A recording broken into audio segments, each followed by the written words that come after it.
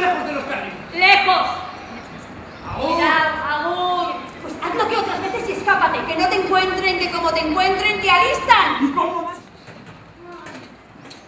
Ese no era Zumalacárregui, era Mina. Mina el Cruel. Liberal. Alumno mío y aventajado durante la guerra de independencia. Fíjate, ahora enemigos.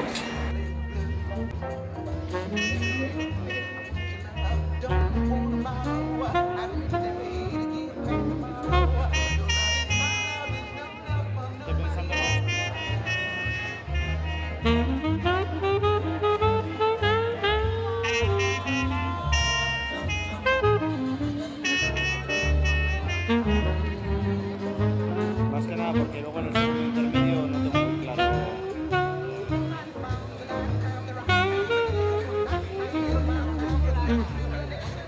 Resumiendo, no puede ser posible que los sitiados estén mejor alimentados que los sitiadores. Nuestro objetivo es que pasen hambre y nuestras tropas ya están pasando hambre. Así que hay que buscar soluciones. Y yo las busqué, así que organicé un concurso de recetas. Nadie se acordará de mí ni de mi nombre, de Marichu Marmitaco Chilintrón.